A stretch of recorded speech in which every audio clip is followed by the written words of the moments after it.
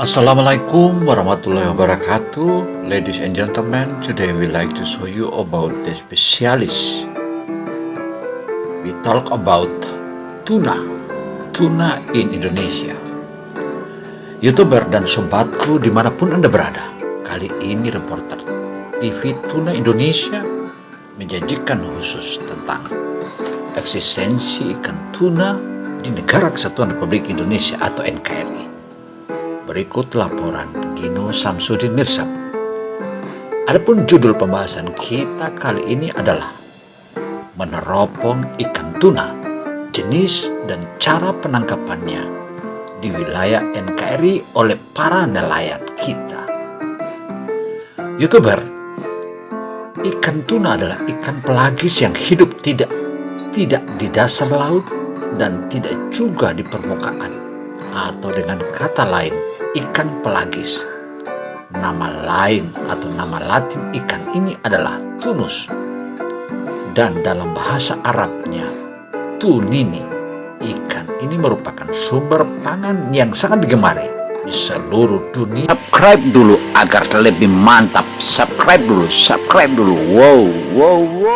Nelayan tangguh tuh jadi nelayan. Oke Pak, saya mau tanya, rompong itu per satu rompong Pak, modalnya itu berapa banyak Pak? Puluhan juta Pak. Jangan bilang puluhan juta, berapa nilainya? Menurut Bapak, kira-kira berapa? Semuanya dengan talinya atau Kalau dengan kosnya, dengan batunya, dengan bambunya itu sudah minimal 11 juta itu. Mohon maaf, Bapak siapa? Bapak namanya siapa Pak? Nama saya Ahmad. Ahmad, baik.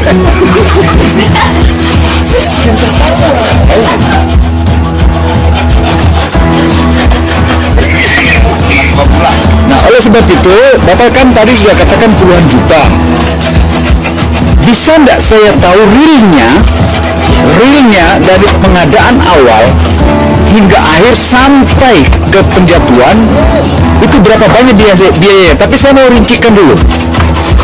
Biaya tali temalinya itu berapa besar Pak? Kalau talinya itu satu rombong itu minimal 8 juta. Talinya 8 juta. Itu kira-kira berapa gulung itu Pak?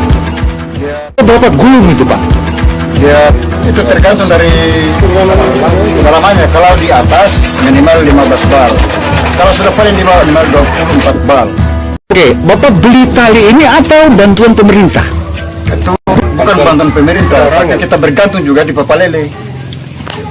Pemerintah daerah Kabupaten Buton atau Provinsi Sulawesi Tenggara atau pemerintah pusat, yakni Kementerian Kelautan Perikanan.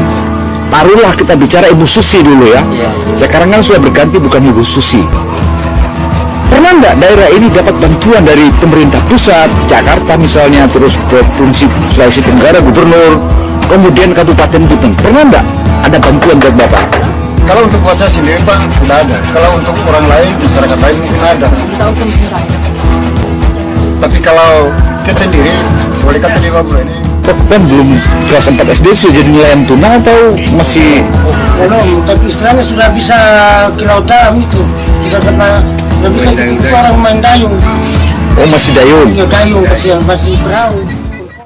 YouTuber, ikan tuna adalah ikan pelagis yang hidup tidak di dasar laut dan tidak juga selalu di permukaan, atau dengan kata lain ikan pelagis. Nama Latin ikan ini adalah tunus, dan dalam bahasa Arabnya adalah tunini. Ikan ini merupakan sumber pangan yang sangat digemari di seluruh dunia, di mana kandungan gizi ikan ini sangatlah tinggi. Ikan ini mengandung sejumlah vitamin seperti B3, niacin, B12, B6, protein fosfor, vitamin D, dan kalsium. Selain itu juga, tuna juga mengandung magnesium, kolin, vitamin B1 atau tiamin, vitamin B1 atau tiamin, vitamin B2, riboflavin,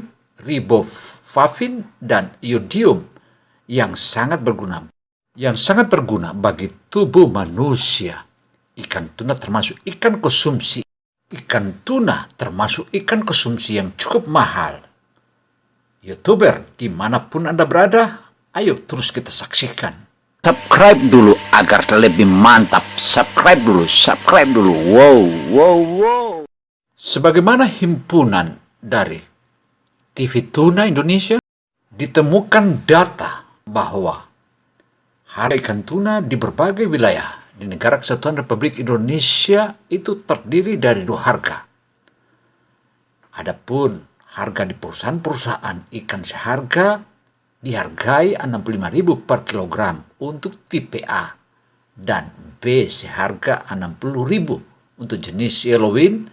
Namun ikan ini memiliki beberapa jenis dan yang termahal adalah tuna sirip biru Atlantik yang kabarnya di berbagai negara terutama di Jepang bisa seharga satu buah mobil mewah. Wow.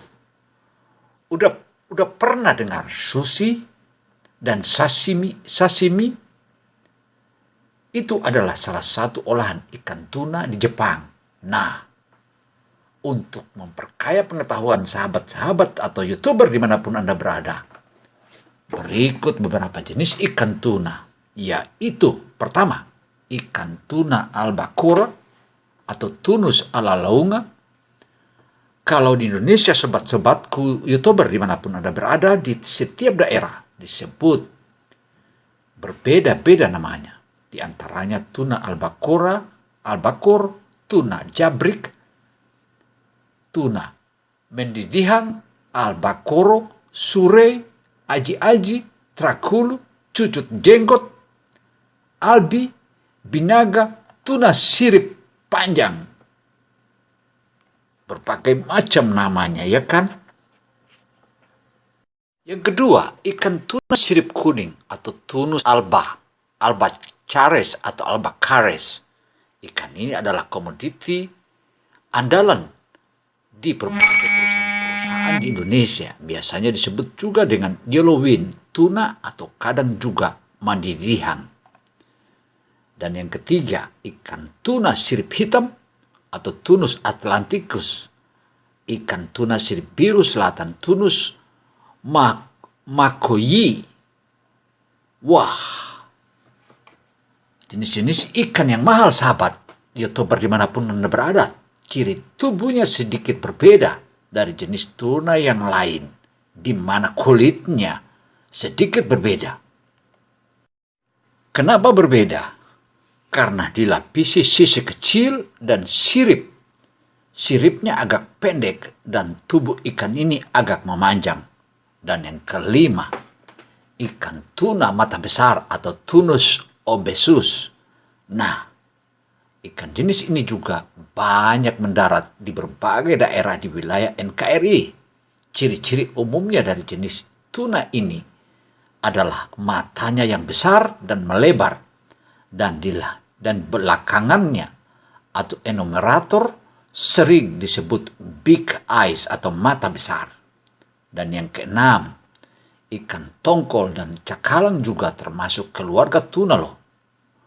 Tetapi ikan ini relatif umum di Indonesia dengan sebutan yang berbeda-beda. Kalau sebagaimana yang kita dengar di berbagai daerah, khususnya di wilayah Sumatera Barat, khususnya disebutnya bungus. Nah, selain itu pula ada lagi yang menyebutnya ambu-ambu atau sisia. Nah, untuk menangkap ikan tuna dapat dilakukan oleh alat tangkap berupa pursein, handline, longline, pole and line, atau huhate. Namun kali ini YouTuber TV Tuna dimanapun Anda berada saat ini, kali ini kita hanya bahas dulu dengan alat tangkap handline dan banyak terdapat di banyak daerah di wilayah Negara Kesatuan Republik Indonesia atau NKRI. Handline adalah alat tangkap yang bagian utamanya adalah pancing, tali pancing, dan mata pancing. Tapi jangan lupa kita harus subscribe. Untuk itu, handline dipergunakan untuk menangkap ikan pelagis besar. Handline dipergunakan untuk menangkap ikan pelagis besar seperti tuna. Hal ini berdasarkan surat keputusan Kementerian Kelautan Perikanan nomor 6 tahun 2010. Alat tangkap handline termasuk alat tangkap pancing ulur atau handline. Umumnya Bentuk alat tangkap hand line yang berkembang di Indonesia adalah berbentuk dengan menggunakan gulungan tali, sebagaimana yang kita lihat di berbagai nelayan-nelayan kita. Gulungan-gulungan tali itulah tentu itu merupakan dan memiliki bagian-bagian, dan alat tangkap ini yaitu biasa disebut snap. Snap terbuat dari bahan besi. Cuma snap yang digunakan pada satu pancing ulur adalah satu snap yang digunakan untuk menghubungkan tali alas dan pemberat ke tali penarik. Snap juga digunakan agar alat tangkap mudah dibongkar, pasang, dan mempermudah pergantian mata pancing. Snap juga dapat menambah daya kekuatan tali utama bila terjadi tarikan ikan yang cukup kuat. Nah, ini tentu harus memiliki kili-kili. Kili-kili itu bahasa nelayan, itu bisa berputar dan tidak mempengaruhi tali pancing kita atau tali senar. Kili-kili dipasang untuk mencegah tali cabang kusut, membelit, dan mencegah putus sewaktu mendapatkan ikan. Kili-kili yang digunakan terbuat dari bahan baja yang tahan terhadap karat sehingga penggunaan lebih lama atau biasa disebut monel dalam bahasa nelayannya. Kili-kili merupakan bagian dari pancing ulur yang berguna untuk menyambungkan dan mencegah tali penarik serta tali alas tidak terpintal atau kusut saat pengoperasiannya alat tangkap kita. Sebagaimana tali alas yang digunakan mempunyai ukuran yang lebih kecil daripada ukuran tali penarik, yaitu bernomor 120 sebagaimana damil dan jenis merek-merek tali senar atau tali pancing. Pengguna tali yang berukuran lebih kecil bertujuan agar tali tersebut tidak terlihat saat berada di dalam air. Panjang tali alas yaitu 8 sampai 10 meter.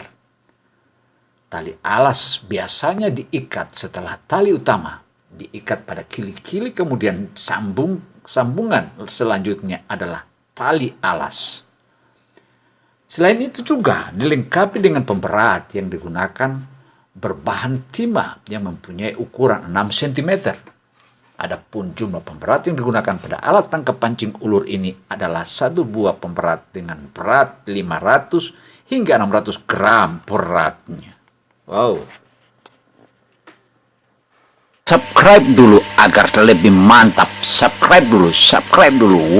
Wow.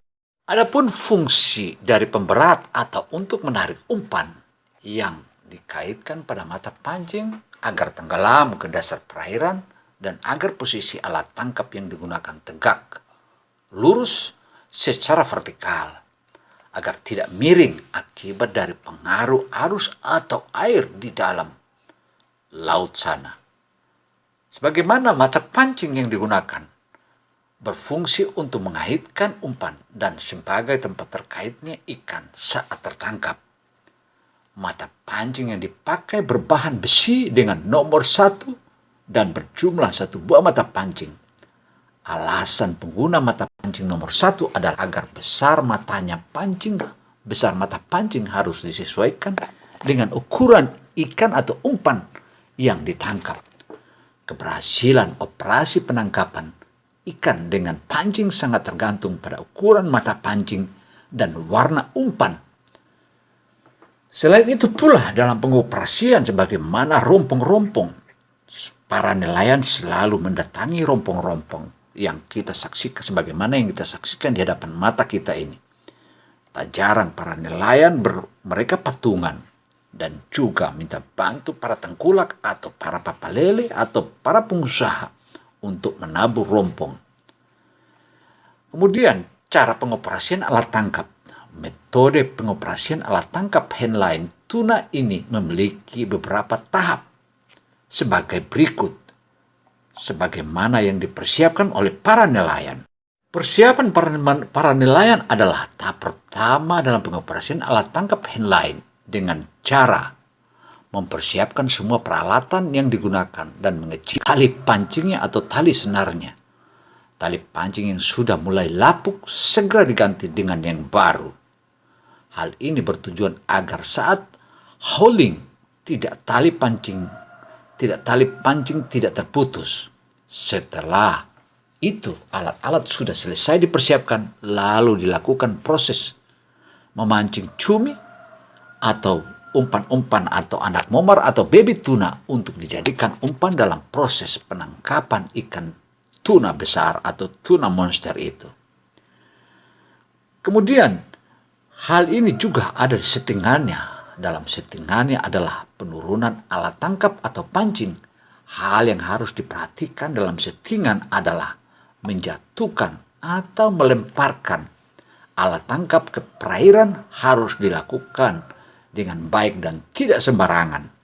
Hal ini bertujuan untuk menghindari terbelitnya tali pancing para nelayan-nelayan itu, sebagaimana yang dikatakan oleh Momi ini. Adapun hal-hal yang sebagaimana yang dikatakan dalam setting tadi itu bertujuan untuk menghindari terbelit tali pancing. Yang pertama, sebelum melemparkan pancing ulur, pasang umpan terlebih dahulu dan pemberat dilemparkan sejauh 10 meter. Umpan dipasang, kemudian yang kedua umpan dilepaskan ke perairan agar umpan tidak mati akibat tekanan di dalam air. Ke dalam pengoperasian alat tangkap yaitu 20 hingga 60 meter. Dan yang ketiga, alat tangkap diikat pada bagian samping kapal atau perahu dengan tali rafia yang halus. Ini tujuannya untuk mengetahui ikan target tangkapan sudah memakan atau menyambar umpan. Atau biasa juga dengan pelampung dilemparkan.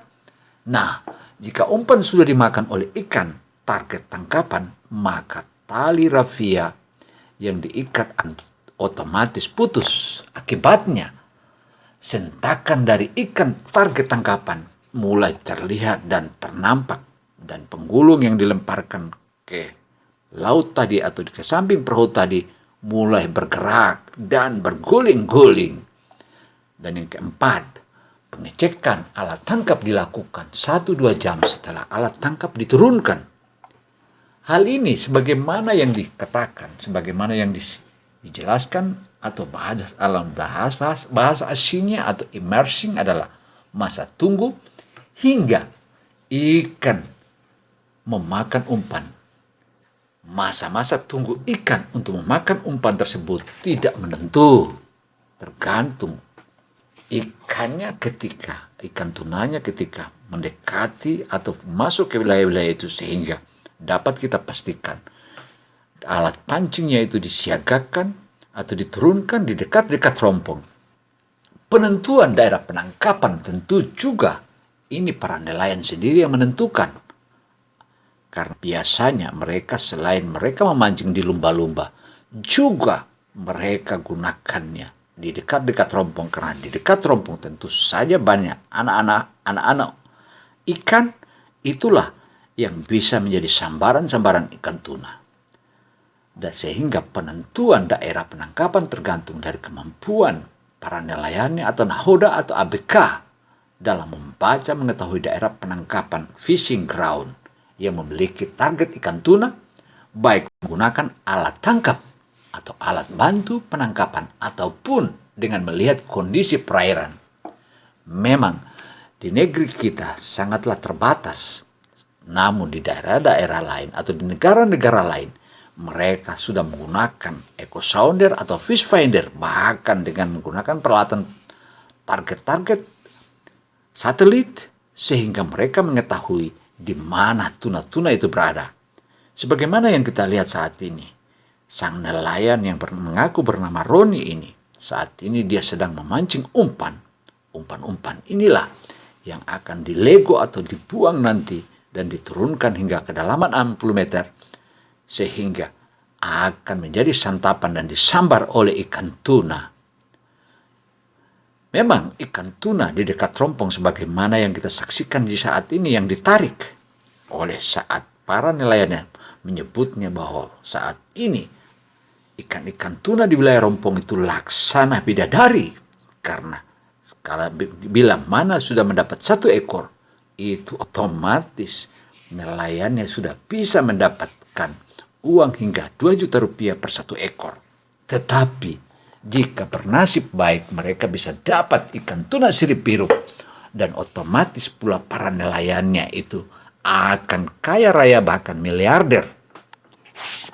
Inilah yang patut kita menjadi perhatian kita semua, karena daerah-daerah penangkapan yang baik untuk mendapatkan tuna adalah daerah yang mudah mendapatkan umpan cumi-cumi atau momar atau baby tuna atau anak tongkol. Hal ini juga disebut-sebut oleh para nelayan dan para pakar-pakar akademik yang telah melakukan penelitian, sebagaimana yang disebutkan oleh para nelayan adalah umpan terbaik penangkapan tuna mendidihan atau tuna sirip biru atau sirip kuning adalah cumi-cumi, karena cumi-cumi merupakan umpan yang terbaik. Dan memang jikalau dilihat atau disaksikan, rata-rata nelayan menggunakan umpan cumi-cumi, tetapi ada saatnya juga cumi-cumi tidak menjadi umpannya, melainkan baby tuna, anak tongkol atau baby tongkol, ataupun momar. Bahkan juga mereka bisa gunakan ikan-ikan pelagis lainnya seperti 12 jam atau biasa disebut hauling. Hauling adalah proses pengangkatan atau tangkap atau menggulung tali pancing untuk menaikkan atau biasa disebut landing ikan tuna ke atas kapal. Proses-proses menggulung tali pancing ini berlangsung sekitar hingga 30 sampai 40 menit lamanya, tergantung pada berat ikan yang didapatkan. Jika ikan yang didapatkan berukuran besar, maka proses penggulungan akan lama, dan begitu juga dengan ikan-ikan yang berukuran kecil. Proses penggulungannya akan lebih cepat dibanding yang besar. Tentu hal ini sebagaimana hasil tabulasi atau hasil himpunan atau hasil wawancara kepada seluruh nelayan-nelayan tuna di dalam melakukan proses penungguan pemancingan tersebut. Tentu saja kita lebih awal juga harus dilakukan kesabaran yang tinggi atau kesabaran yang prima, dan kesabaran itu sangat diperlukan pada saat penarikan, karena ikan cenderung melakukan perlawanan yang kuat. Bayangkan saja ikan tuna yang beratnya di atas 100 kg itu tentu akan melakukan perlawanan yang kuat. Bahkan kalau salah-salah, banyak saja nelayan-nelayan terpaksa jatuh ke laut karena terlilit tangannya atau sehingga dibutuhkan orang lain untuk membantu. Dan kalau tidak, bisa dibawa lari karena ikan tuna yang beratnya antara 200 hingga 300 kg itu sangatlah kuat. Bayangkan saja panjang badannya itu mendekati 3 meter bahkan lebih. Sehingga dalam proses hauling dilakukan secara bersama-sama oleh sejumlah kru-kru yang ada di perahu-perahu itu atau biasa disebut ABK, anak buah kapal. Maka alat bantu keselamatan yang digunakan oleh ABK saat hauling adalah sarung tangan. Sebagaimana yang kita lihat saat ini. Jika ikan sudah terlihat di permukaan perairan, ikan dinaikkan dengan menggunakan gancu, dan gancu itulah yang menjadi awal untuk membunuh ikan tuna itu, karena ikan tuna itu jika sudah mengenai gancu, apalagi mengenai kepala batuknya, maka ikan tuna itu cepatlah mati. Saat menaikkan itu, usahakan untuk tidak mengenai perut ikan, agar ikan hasil tangkapan tidak melakukan reaksi atau perlawanan yang kuat. Setelah ikan memakan umpan, ikan terikat pada mata pancing tentunya. Dan selanjutnya, YouTuber dan sahabat-sahabat TV Tuna Indonesia, setelah ikan memakan umpan, ikan terikat pada mata pancing. Selanjutnya tali ditarik hingga ikan tangkapan naik ke atas kapal atau perahu. Ikan-ikan tuna yang saat ini sudah tertangkap dengan pancing disebabkan karena terkait pada bagian mulut ikan. Sehingga tentu daerah operasi atau daerah fishing ground Handline ini itu tersebar di seluruh negara kesatuan Republik Indonesia, karena perjalanannya juga bukanlah dekat, bahkan terbilang dari bibir pantai paling rendah 12 mil hingga bahkan 100 mil dari bibir pantai. Bayangkan saja sebagaimana yang kita saksikan di wilayah Wabula ini. Itu jaraknya dari bibir pantai itu kurang lebih 30 mil. Bahkan pada saat-saat tertentu jikalau ikan mundur jauh, itu Pulau Buton tidak kelihatan. Sehingga lama perjalanan dari pelabuhan perikanan atau dari pelabuhan para nelayan-nelayan itu menuju ke daerah penangkapan memerlukan waktu hingga 1 atau 2 jam. Tetapi di daerah lain juga memakan waktu hingga 9 sampai 10 jam. Ini menunjukkan bahwa arah atau wilayah daerah penangkapan ikan tuna sebagaimana rompong-rompong yang telah ditabur oleh para nelayan itu semua tergantung dari kecepatan kapal. Sehingga di sini membutuhkan kapal-kapal yang cepat agar bisa segera tiba di area fishing ground.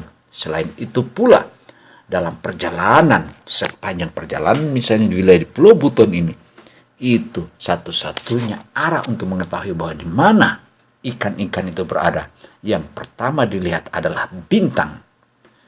Tentu ilmu bintang ini bukanlah semua nelayan atau semua orang bisa mengenal, tetapi orang-orang tertentu atau nelayan tertentu seperti nelayan profesional seperti Roni, dia melalui dengan ilmu bintangnya pada saat malam itu, begitu dia melihat bintang, maka disitulah ia akan jadikan arah. Tinggal dia mencatat arah kompas di mana arah bintang yang jatuh itu.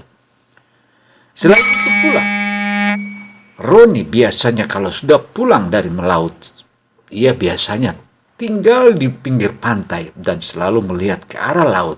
Dan dari arah laut itulah ia bisa menentukan.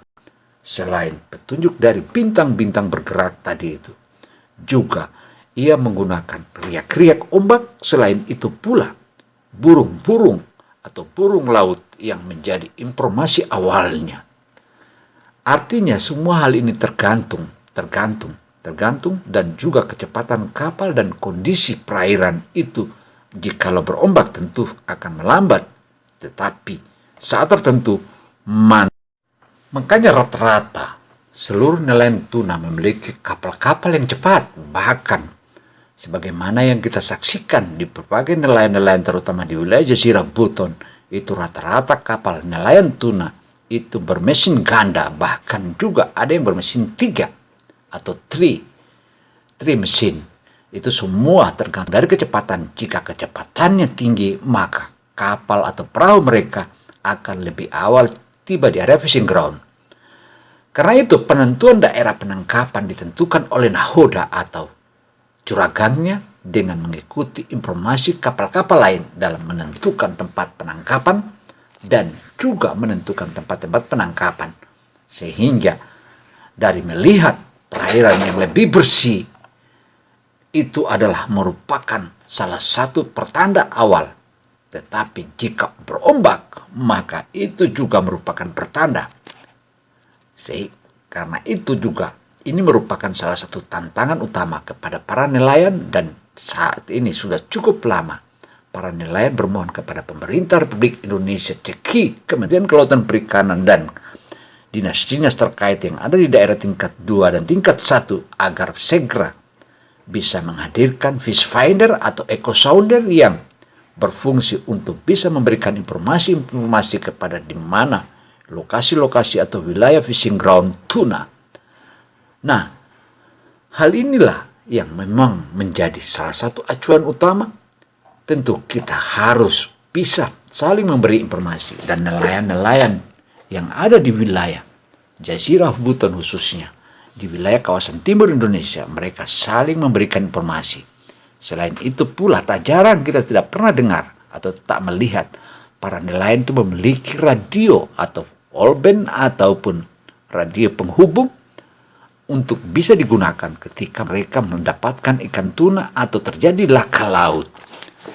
Demikian pula jikalau mereka mogok atau seperti apa atau mendapat masalah di laut, maka tentu hanya kekuatan otak dan pemikiran mereka yang bisa menggunakan untuk menyelamatkan diri. Makanya banyak nelayan bersama-sama mereka atau rombongan dengan berapa perahu atau berapa rekannya bersama menuju ke area fishing ground yang jaraknya cukup jauh, bahkan bisa dikatakan bahwa sangat jauh dari wilayah pulau-pulau sebagaimana yang ada di wilayah Jazirah Pulau Buton, Provinsi Sulawesi Tenggara, Indonesia. Untuk itu, sudah selayaknya kita memberikan penghargaan kepada para nelayan-nelayan ini sebagaimana Subscribe dulu agar lebih mantap. Subscribe dulu. Wow. Menteri Kelautan Perikanan Ibu Susi Pujastuti yang sebelumnya telah menyiapkan asuransi kepada para nelayan-nelayan tuna, di mana nelayan tuna ini tidak pernah ada nelayan tuna yang tidak jauh dari wilayah pesisir. Karena itu kebutuhan mereka disiapkan oleh Kementerian Kelautan Perikanan, yaitu adanya asuransi nelayan. Apakah saat ini masih ada asuransi nelayan sebagaimana yang digalakan oleh Menteri Kelautan Perikanan Susi Pujastuti itu? Nah, mari kita sama-sama bertanya kepada Kementerian Kelautan Perikanan yang saat ini, karena para nelayan-nelayan tuna ini adalah pejuang ekonomi, pejuang kemajuan ekonomi, khususnya di bidang kelautan, karena kelautan di wilayah Negara Kesatuan Republik Indonesia ini maha dahsyat dan memiliki potensi yang luar biasa dan bahkan triliun US dollars akan kita dapatkan dari hasil lautan kita. Menyikapi hal ini tentu saja kita sebagai YouTuber ataupun reporter TV Tuna Indonesia atau Tuna TV Indonesia merupakan salah satu hal atau wejangan khusus, dan semoga wejangan ini menjadi perhatian kita semua, karena catatan ini bukanlah merupakan catatan yang kita bisa rampung dalam satu hari saja, melainkan sudah berbulan-bulan, bahkan data yang kita kumpulkan selama ini sudah tercatat kurang lebih 1 tahun 8 bulan. Tetapi sebagai YouTuber atau pemberi informasi yang benar kepada masyarakatnya dan pemerintahnya agar ini hal atau laporan ini menjadi acuan, semoga para nelayan atau pejuang-pejuang ekonomi kita yang saat ini bisa jadi nelayan tuna hari ini masih miskin, tapi besok mulai bisa langsung jadi miliarder sebagaimana mereka bisa nangkap ikan tuna sirip biru. Tuna sirip biru itu harganya 1 ekor itu berharga miliaran rupiah. Wow, makanya ia jadi miliarder. Memang pencari ikan tuna saat ini jangan dipandang remeh, karena sudah ada beberapa masyarakat nelayan atau nelayan-nelayan kita yang jadi miliarder.